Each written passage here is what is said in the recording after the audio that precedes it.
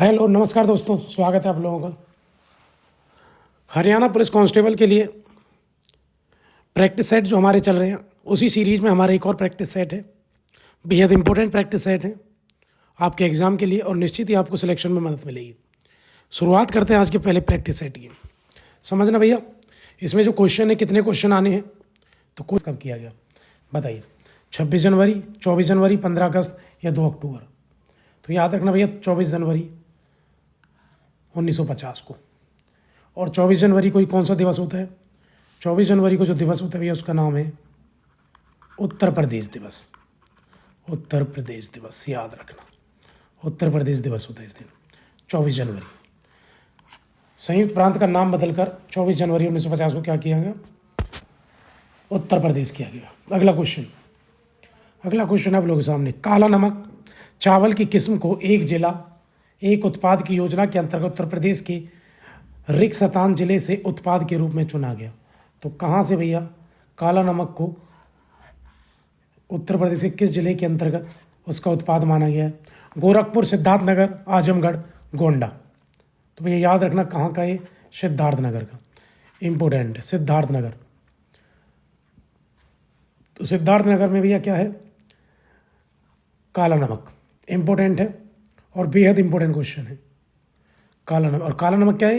ये काला नमक चावल की वैरायटी है, ये समझना, कोई नमक समझ लो। काला नमक किसकी है? काला नमक चावल की वैरायटी है, चावल की एक किस्म है। काला नमक चावल है। इंपॉर्टेंट क्वेश्चन है। वीडियो को शेयर करें, सब्सक्राइब करें और ज़्यादा से ज़्यादा लोगों को जोड़ेंगे भैया। अगले क्वेश्चन की तरफ चलते हैं। अगला क्वेश्चन क्या रहने वाला है? सूफी कवि अमीर खुसरो का जन्म उत्तर प्रदेश के किस जिले में हो बताओ? बुलंदशहर, अलीगढ़, एटा, फैजाबाद। भैया बहुत इंपॉर्टेंट क्वेश्चन, तो याद रखना भैया एटा में। कहाँ हुआ? एटा। कहाँ जन्म हुआ है अमीर खुसरो का? एटा में भैया। याद रखना, बहुत इंपॉर्टेंट क्वेश्चन है। अमीर खुसरो कौन थे भैया? अमीर खुसरो के बारे में समझना। अमीर खुसरो वो व्यक्ति हैं जिसने भारत में सूफी संप्रदाय को सर्वाधिक फैलाया। सूफी संप्रदाय को सर्वाधिक किसने फैलाया? सूफी संप्रदाय को सर्वाधिक फैलाया इसने। और सूफी संप्रदाय के लोग कौन होते? सूफी संत कौन होते हैं? ये सिर्फ भैया अल्लाह को मानते, खलीफा में विश्वास नहीं रखते। ये सिर्फ अल्लाह को मानते हैं। और अल्लाह की इबादत कैसे करते हैं? अल्लाह की इबादत करते हैं ये प्यारे बच्चों, थ्रू म्यूजिक, संगीत के द्वारा। किसके द्वारा करते हैं? संगीत के द्वारा ये अल्लाह की इबादत करते हैं। याद रखना, एटा में जन्म हुआ है किसका? अच्छा, सूफी संप्रदाय का भारत में जनक कौन है? कौन लेके आया था भारत में सूफी संप्रदाय? तो याद रखना प्यारे बच्चों, सूफी संप्रदाय जो लेके आए उनका नाम था ख्वाजा मोइनुद्दीन चिश्ती। और ख्वाजा मोइनुद्दीन चिश्ती की दरगाह कहाँ है? तो याद रखना भैया, ख्वाजा मोइनुद्दीन चिश्ती की दरगाह अजमेर। इनकी दरगाह कहाँ है? अजमेर।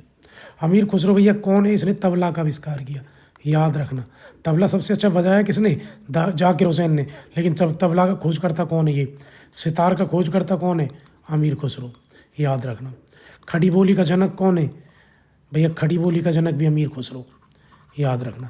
भारत कव्वाली कौन लेके आया? अमीर खुसरो। ख्याल गायन शैली कौन लेके आया भैया?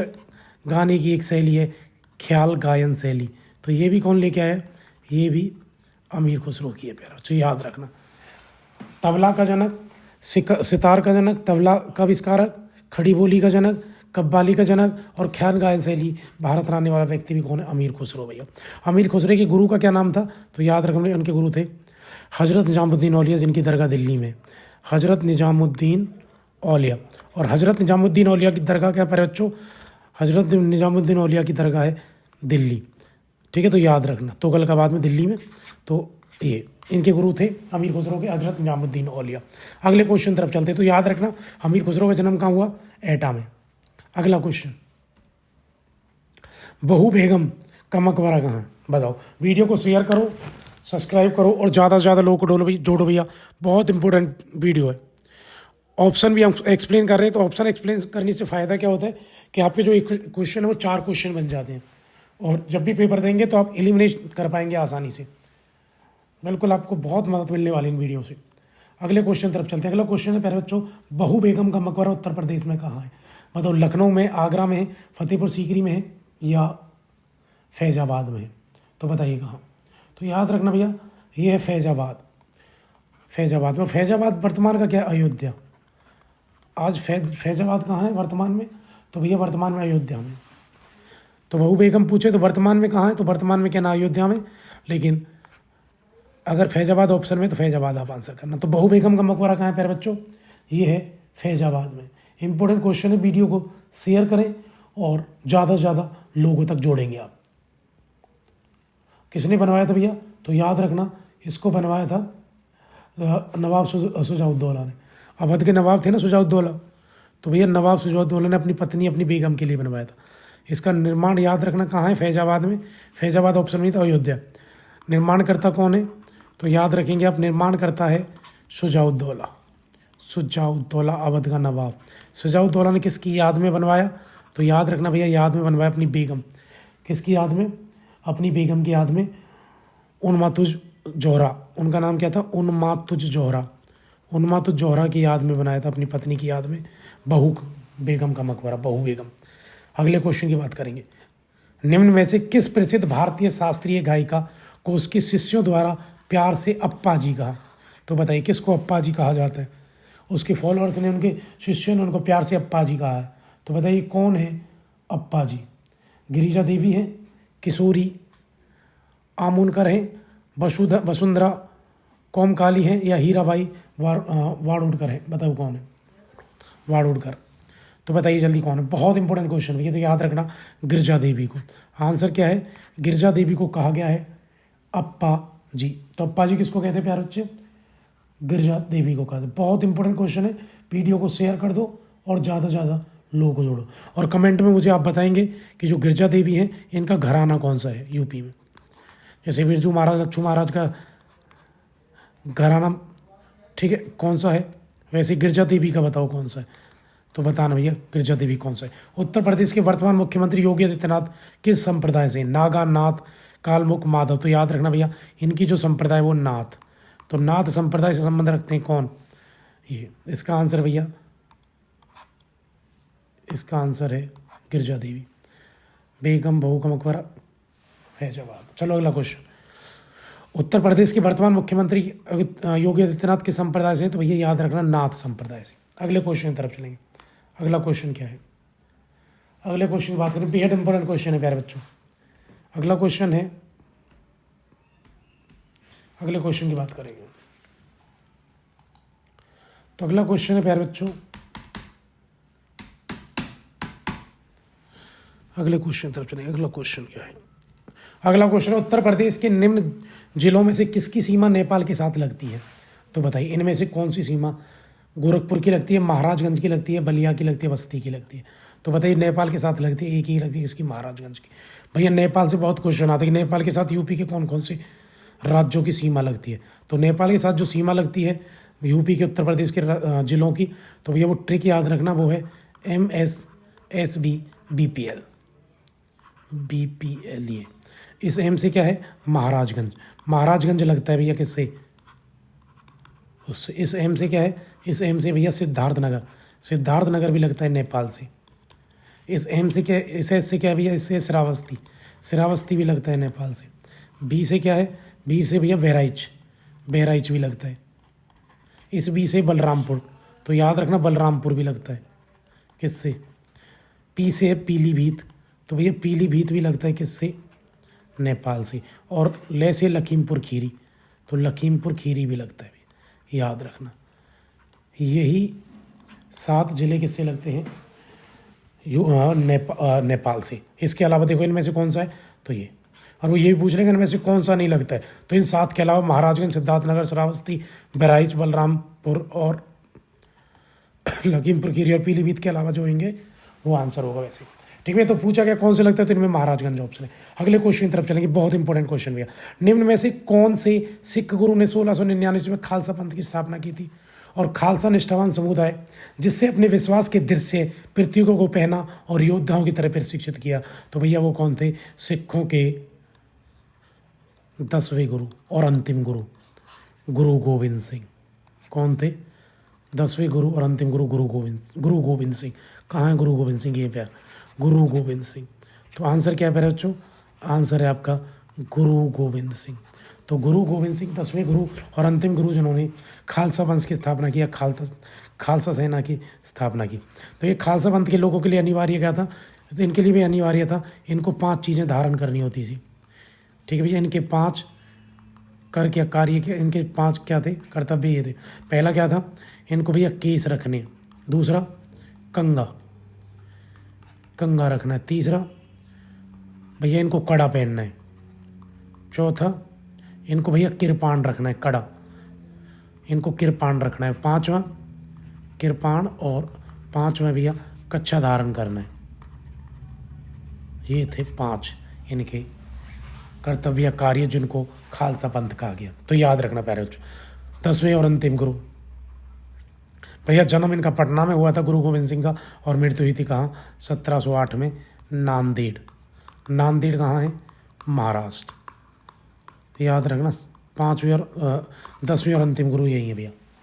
यही एक सिख धर्म का पवित्र ग्रंथ दे के गए लोगों को। बताओ सिख धर्म का पवित्र ग्रंथ कौन सा है, तो सिख धर्म का पवित्र ग्रंथ है जिसका नाम है गुरु ग्रंथ साहिब। क्या नाम है, गुरु ग्रंथ साहिब। तो याद रखना भी, गुरु ग्रंथ साहिब है। आज इसी को ही गुरु माना जाता है।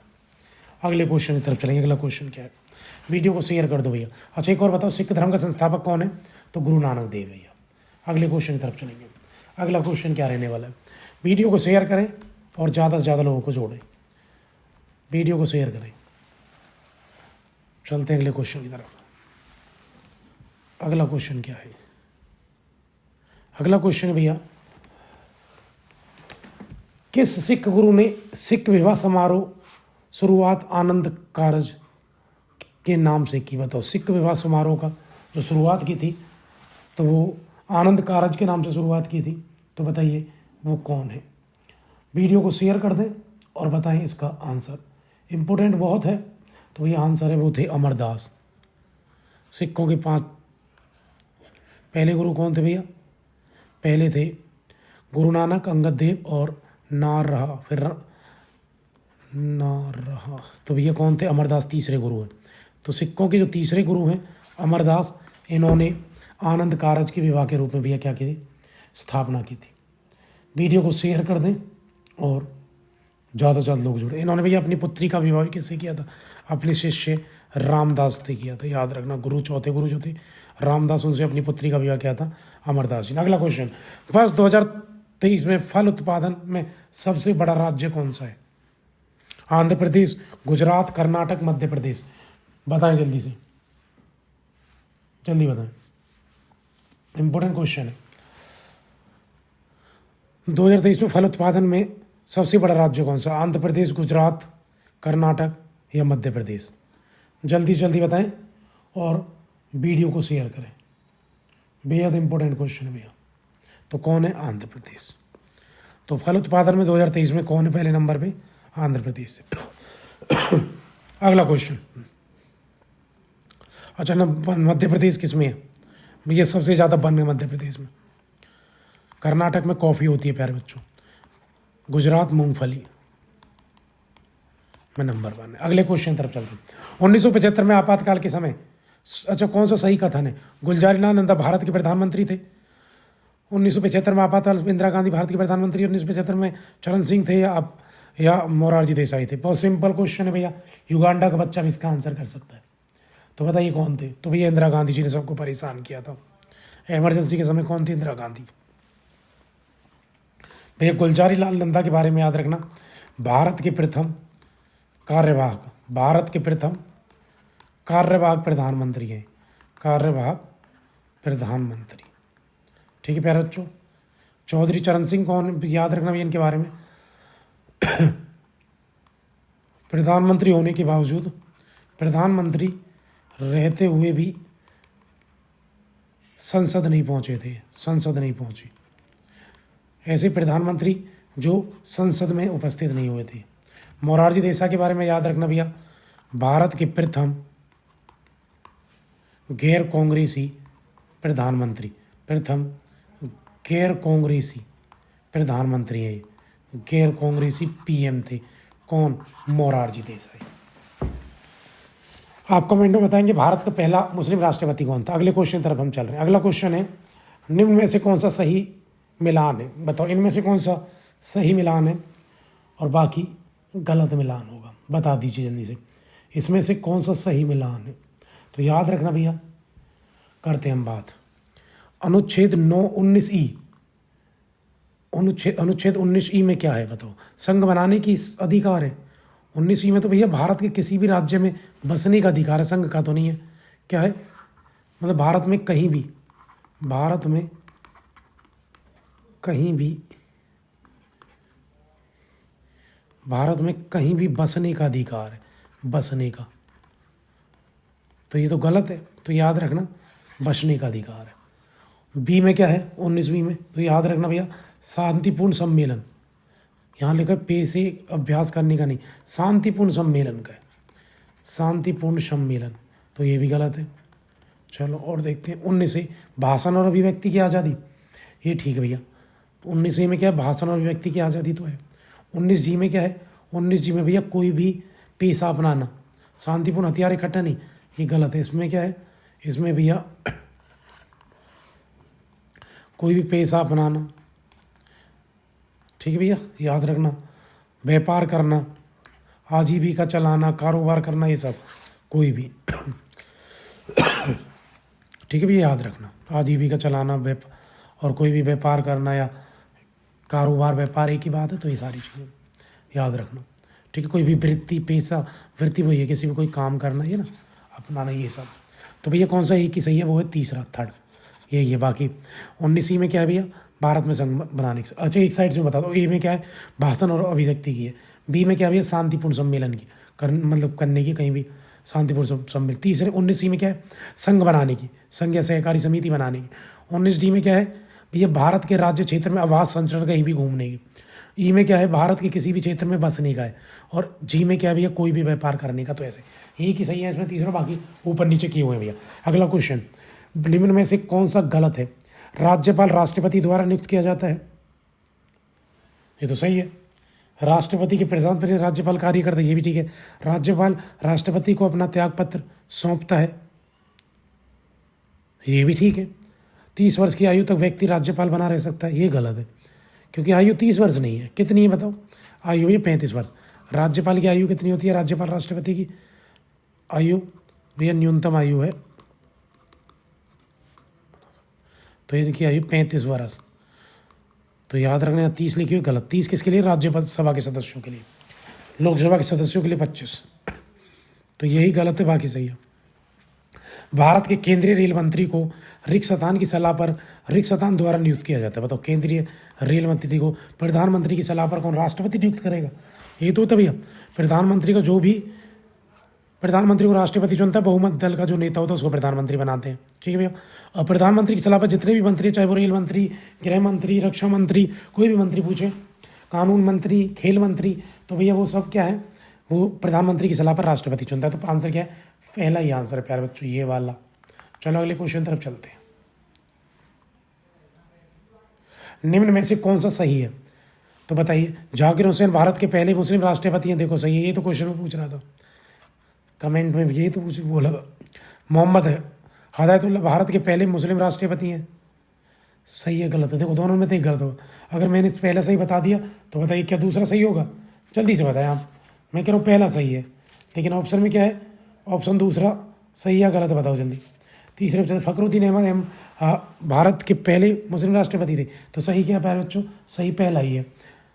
मैंने कहा पहला सही है तो बाकी सब गलत हो जाते हैं। पीछे इस राष्ट्रपति सब है ये, लेकिन पहले कौन से हैं? पहले थे भैया जाकिर हुसैन, मुस्लिम राष्ट्रपति, पहले मुस्लिम राष्ट्रपति। भारत में कौन सी जॉर्डन देश की राजधानी है बताओ? जॉर्डन देश की राजधानी बताओ। Jerk, Irwin, salt, Amman. तो बताओ, बहुत इंपॉर्टेंट क्वेश्चन भैया। तो जॉर्डन की राजधानी क्या है? बेहद इंपॉर्टेंट क्वेश्चन। वीडियो को शेयर करें और ज़्यादा से ज़्यादा लोगों को जोड़े भैया। तो जॉर्डन देश की राजधानी क्या है? याद रखना अम्मान। क्या है? अम्मान। निम्न में से कौन मंगोलिया की राजधानी बताओ? ल्यू है, तोगरोग है, क्यात है या मेटिकल है? राजधानी, राजधानी भी इसमें जो होगा ना, ये जैसे तोगरोग है, तोगरोग जो है ना, ये मुद्रा है किसकी? इसकी। तो मुद्रा पूछिए इसमें, ये टाइपिंग मिस्टेक कर दी गई है, मुद्रा, इसकी मुद्रा तो वैसे अगर मंगोलिया की राजधानी पूछते तो मंगोलिया की राजधानी है उलान बटोर, उलान बटोर। मुद्रा पूछिए तो मुद्रा क्या है, तोगरोग, और राजधानी है प्यारे बच्चों क्या है, उलान बटोर। उलान बटोर राजधानी किसकी, मंगोलिया की। इसमें मुद्रा पूछिए तो मुद्रा क्या है, तोगरोग, याद रखना। अच्छा क्या किसकी मुद्रा है, म्यांमार की, याद रखना, म्यांमार देश की। अगला क्वेश्चन, वीडियो को शेयर करें जल्दी जल्दी। एशिया में तीसरा सबसे अधिक आबादी वाला देश कौन सा है बताओ, इराक, बांग्लादेश, जॉर्डन या इंडोनेशिया। तो बताइए एशिया का तीसरा सबसे बड़ा जनसंख्या वाला देश। तो भैया ट्रिक क्या है, ट्रिक याद रखना, ICA और IB पाकिस्तान गए। तो बताइए तीसरा सबसे ज़्यादा एशिया का। अच्छा ये तो भैया विश्व के हैं, अच्छा इसी ट्रिक से लगाओ, चलो ठीक है। IC और पाकिस्तान पूरे विश्व के हैं दुनिया में। तो I से भैया क्या है, इंडिया, भारत, चलो। C से क्या था, चीन। A से क्या है, अमेरिका, और I से क्या है, इंडोनेशिया। चलो मैं ट्रिक के दोबारा से लिखता हूँ, एक बार इधर लिख रहा हूँ। ये विश्व की ट्रिक है, लेकिन क्वेश्चन में एशिया पूछा, समझना क्वेश्चन में थोड़ा ट्रिक ही है, वो पूछ रहे एशिया का। तो ट्रिक क्या है, पूरी दुनिया का ट्रिक है भैया, ICA और IB पाकिस्तान गए, ये प्यारे बच्चों। तो भैया I से क्या है, भारत, इंडिया, जनसंख्या पहला। C से चीन, A से अमेरिका तीसरा, फिर उसके बाद IB, IC और IB कहाँ गए थे, पाकिस्तान, IB। I से क्या है, इंडोनेशिया, ठीक है जी। B से क्या है, ब्राज़ील पांचवा, और पाकिस्तान छठा। अब ये पूछ रहा है कि एशिया में तीसरे नंबर पे, तो एशिया में भी आपको क्या है, भारत भी एशिया में, चीन भी एशिया, अमेरिका नहीं, अमेरिका को हटा दो। तो पहला, दूसरा, फिर तीसरा किसका, इंडोनेशिया का हो जाएगा, IB। IC और IB पाकिस्तान के, तो इंडोनेशिया। तो आंसर क्या है बच्चों, इंडोनेशिया। एशिया में इंडोनेशिया है, वैसे चौथे नंबर पे। निम्न दक्षिण अमेरिका राष्ट्रों में से किसमें दक्षिण अमेरिका क्षेत्र का सबसे बड़ा वन क्षेत्र है, बताइए। दक्षिण अमेरिका महाद्वीप में सबसे बड़े वन का, गुआना, ब्राज़ील, कोलंबिया, इक्वाडोर, बताओ जल्दी से। तो याद रखना प्यारे बच्चों, ब्राज़ील। ब्राज़ील पूरा जंगल फैला हुआ, अमेजन जंगल पूरा, अमेजन नदी के आसपास एनाकोंडा मिलते हैं, कौन से, एनाकोंडा सांप। सबसे ज़्यादा दक्षिण एशिया के जो है पूरा दक्षिण एरिया वन क्षेत्र है ब्राज़ील का। ब्राज़ील की राजधानी क्या है, ब्रासीलिया। निम्न में से प्रायद्वीपीय भारत की सबसे बड़ी नदी कौन सी है, प्रायद्वीपीय भारत, दक्षिण भारत की बात कर रहे हैं। महानदी, गोदावरी, कृष्णा, कावेरी। बहुत बच्चों वाला क्वेश्चन है भैया, इसका आंसर गोदावरी सबसे बड़ी नदी है, दक्षिण की गंगा कहते हैं इसको। अगला क्वेश्चन, अगला क्वेश्चन क्या भैया, अगले क्वेश्चन की तरफ चलेंगे। वीडियो को शेयर करें सॉरी, और ज़्यादा से ज़्यादा लोगों को जोड़ें। अगले क्वेश्चन की बात करेंगे। अगला क्वेश्चन क्या है, संयुक्त राष्ट्र द्वारा मानवाधिकारों की सार्वभौमिक घोषणा को चिन्हित करने के लिए प्रत्येक वर्ष किस तिथि को अंतर्राष्ट्रीय मानवाधिकार दिवस मनाया जाता है, बताओ। अंतर्राष्ट्रीय मानवाधिकार 10 सितंबर, 10 अक्टूबर, 10 नवंबर, 10 दिसंबर, बताएं जल्दी से। तो याद रखना भैया 10 दिसंबर को मनाया जाता है अंतर्राष्ट्रीय मानवाधिकार दिवस। अंतर्राष्ट्रीय न्यायालय किस देश में स्थित है, नीदरलैंड, संयुक्त राज्य अमेरिका, यूनाइटेड किंगडम, जर्मनी। तो बताएं अंतर्राष्ट्रीय न्यायालय किस देश में, अंतर्राष्ट्रीय न्यायालय किस देश में, Netherlands, USA, kingdom, Germany. Video को शेयर करो और ज़्यादा से ज़्यादा लोगों को जोड़ो, बहुत इंपॉर्टेंट क्वेश्चन। तो अंतर्राष्ट्रीय न्यायालय कहाँ है भैया, नीदरलैंड में। और नीदरलैंड में कहाँ है, द हेग। कौन सी जगह है प्यारे बच्चों, वो है नीदरलैंड की the Hague. The Hague Netherlands में क्या है, अंतर्राष्ट्रीय न्यायालय, इंटरनेशनल कोर्ट ऑफ जस्टिस। ओएड पौधों में निषेचन के बाद अंडा से परिवर्तित होता है किसमें, तो बताइए जल्दी। जो पेड़ होते हैं, ओएड नहीं, ये पेड़ है, पेड़ पौधे, ओएड नहीं है, पेड़ होंगे ना, पेड़ पौधे तभी तो पेड़ पौधों में निषेचन के बाद अंडाशय से परिवर्तित होता है। टाइपिस्ट मिस्टेक है, गड़बड़ कर देता है टाइपिस्ट, है ना। चलो कोई नहीं, हमें तो पता है कि क्या होगा। तो पेड़ पौधों में निषेचन के बाद अंडाशय से परिवर्तित होता है किसमें, बीज में, पुष्पकेशर में, किस में भैया, पुष्केसर में, और या फिर इसमें क्या बोलते हैं इसको, जियोड में या फल में। तो याद रखना किस में, बीज में। ठीक है, ना पुष्केसर में, जांग में, ना फल में, तो बीज में बदलते हैं। तो पेड़ पौधे में निषेचन के बाद जो अंडा से परिवर्तित होते हैं वो सीधे बीज में बदलते हैं, याद रखना, पेड़ पौधों में। अगला क्वेश्चन, इसका आंसर है पहला। क्या आंसर है, फर्स्ट। अगले क्वेश्चन की तरफ चलेंगे। अगला क्वेश्चन क्या है, अगले क्वेश्चन की बात करें प्यारे हम। तो अगला क्वेश्चन है जी, क्षतिग्रस्त CFL और फ्लोरेंट, CFL जो ट्यूब होती है वो, CFL और CFL और फ्लोरेसेंट ट्यूबों का निपटान सुरक्षित रूप से किया जाना चाहिए, क्योंकि इनमें रिक्ततान वाष्प होता है जो स्वभाव से जहरीला है। क्या होता है बताओ, फ्लोरेसेंट और CLF ट्यूब जो होते हैं, ट्यूब क्या बोलते हैं, बल्ब वगैरह ट्यूब जो होती हैं, उनमें कौन सा वाष्प होता है और जहरीला भी होता है? अमोनिया होता है, सल्फेट डाइऑक्साइड होता है, नाइट्रोजन ऑक्साइड होता है, या पारा होता है? बताओ प्यारे बच्चे क्या होता है? तो भैया उसमें पारा होता है। क्या होता है, पारा। तो याद रखना, पारा जलवाष्प होता है इसमें, तो जहरीला है, तो इसको अच्छे से क्या करना चाहिए, सुरक्षित तरीके से निपटान इसका होना चाहिए, डिकम्पोज होना चाहिए। पौधों में पानी और पोषक तत्वों के परिवहन के लिए संभिन्न उत्तक को क्या कहा जाता है बताओ? पौधों में पानी पोषक तत्वों के परिवहन के लिए संभिन्न उत्तक, एक होता है भैया पानी और पोषक तत्व दोनों को, तो कहते क्या होता है बताइए जल्दी से। तो याद रखना वो होता है, तो वो होगा प्यारे बच्चों जाइलम। जैसे जाइलम जल को ले जाता है ना, फिलोम फल को ले जाता है, तो पानी और पोषक तत्वों को जो ले जाता है। अगर पूछते हैं भोजन को तो भैया इसका आंसर है जाइलम। जाइलम जल भी है ना, तो जाइलम। भोजन को फिलोम लेके चलता है पौधों में, और जल को जाइलम, जल जाइलम ऐसे याद रखना। पौधे फल को उसको क्या लेके चलता है, भोजन को फ्लोएम। निम्न विकल्पों में से यानी पूरे पेड़ में फैला, जहाँ भी बनता है भैया पत्तियों में, उसके बाद भोजन फिलोम की तरह पूरे पौधा में फैल जाता है। लेकिन जड़ से आता है क्या, पानी, तो जड़ से जाइलम क्या करता है, पूरे जड़ से जल लेके पूरे पौधे में फैला देता है पत्तियों तक। निम्न विकल्पों में से जाइलम जल, फिलोएम भोजन। निम्न विकल्पों में से पुनरुत्पादक बीज उत्पादन पौधे का नाम चुने, बताओ। पुनरुत्पादक, दोबारा से उत्पादन होने वाले बीज का नाम गेंदा है, बैंड मोल्ड है, आलू है, अदरक है। बताइए प्यारे बच्चों क्या आंसर है? तो याद रखना आलू। आलू क्या है, दोबारा से उत्पन्न हो जाता है, दोबारा से क्या हो जाता है, उत्पन्न हो जाता है क्या, आलू। अगला क्वेश्चन, अगले क्वेश्चन से अब चलेंगे। अगला क्वेश्चन क्या रहने वाला है प्यारे बच्चों? अगले क्वेश्चन की बात करेंगे हम। अगला क्वेश्चन क्या रहने वाला है भैया? बेहद इंपॉर्टेंट वीडियो शेयर करें, हम बात करने वाले अगले क्वेश्चन की। अगला क्वेश्चन क्या रहने वाला है? अगले क्वेश्चन तरफ चलेंगे प्यारे बच्चों।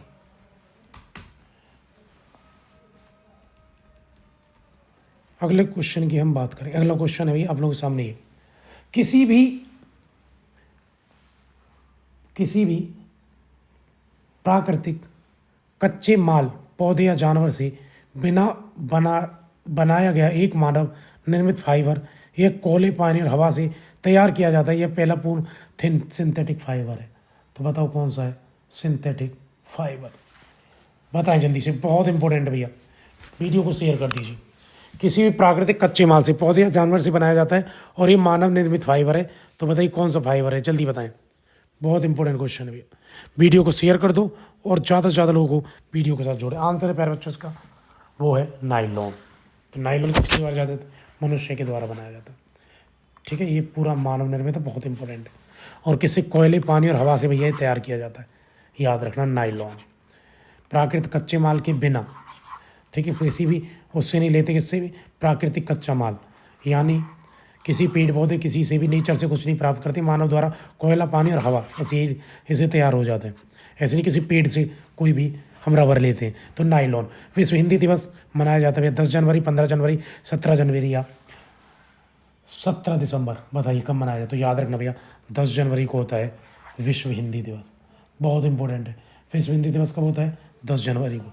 अगला क्वेश्चन, रिक्ततान ने अधिकृत चरित्र की विरासत के सिद्धांत को प्रतिपादित किया। बताइए जीन ने, वेस्टिट लेमार्ड ने। भाई जीन की किसने की? इसने। तो बताइए इनमें चरित्र की विरासत के सिद्धांत को किसकी? तो ये क्वेश्चन है। तो इनमें से जो अधिकृत चरित्र की विरासत के सिद्धांत को प्रतिपादित किया है कि कोई भी चीज़ है उसको विरासत में जरूर मिलती है थोड़ा थोड़ा, तभी वो आगे चलता है। तो जीन वेस्टिट लेमार्क ने, अगस्ट वाइजन में, ग्रोगर मेंडल या चार्ल्स डार्विन, किसका सिद्धांत है? तो भैया याद रखना वो है जीन वेस्टिट लेमार्क। तो लेमार्क नहीं है, चरित्र की विरासत का सिद्धांत किसका है? लेमार्क का है प्यारे बच्चों। अगले क्वेश्चन तरफ चलेंगे। अगला क्वेश्चन क्या है? अगले क्वेश्चन की बात करेंगे। अगला क्वेश्चन क्या रहने वाला है? अगले क्वेश्चन तरफ चलेंगे प्यारे बच्चों। क्या क्वेश्चन है अगला? बेहद इंपॉर्टेंट क्वेश्चन है। ये प्रॉब्लम कल नहीं आएगी, आज ये प्रॉब्लम रहने वाले कीपैड की। आगे चलेंगे। अगला क्वेश्चन क्या है? अगला क्वेश्चन है प्यारे बच्चों, rebooting India realising a billion aspirations नामक पुस्तक। तो बताइए रीवाइटल इंडिया किसकी पुस्तक है? रियलाइजिंग अ बिलियन रिस्पॉन्स, ये किसकी पुस्तक है? सत्यार्थ जोशी, नंदन नीलकेनी, रतन टाटा, विशाल सिक्का। तो बताइए किसकी ये किताब है? तो याद रखना भैया, इसको लिखा है नंदन नीलकेनी ने। ये किसकी पुस्तक है प्यारे बच्चों? ये पुस्तक है नंदन नीलकेनी। बहुत इंपॉर्टेंट क्वेश्चन है। अगले क्वेश्चन तरफ, भारत का पहला साइबर पुलिस स्टेशन बताओ कहाँ बना? कोच्चि, नई दिल्ली, बेंगलुरु, चेन्नई। भारत का पहला साइबर पुलिस स्टेशन बताएं जल्दी। तो याद रखना वो बेंगलुरु में बना है। भारत का पहला साइबर पुलिस स्टेशन है। तो याद रखना भारत का पहला साइबर अपराध से जुड़ा जो भी पुलिस स्टेशन है वो कहाँ लगा है? यहाँ आप ऑनलाइन शिकायत दर्ज कर सकते हैं प्यारे बच्चों, याद रखना। ठीक है, यहाँ पर सब जो भी केंद्र सरकार के आदेश माने जाते हैं यहाँ पर। तो भारत का पहला ये है, तो बेंगलुरु में है। और बेंगलोर कहाँ है प्यारे बच्चों? कर्नाटक में है। तो याद रखना बेंगलोर कहाँ है? कर्नाटक। वीडियो को शेयर करें, सब्सक्राइब करें। अगर आपको हमारी वीडियो अच्छी लगती है तो ज़्यादा से ज़्यादा लोगों को जोड़ें। जय हिंद, जय भारत।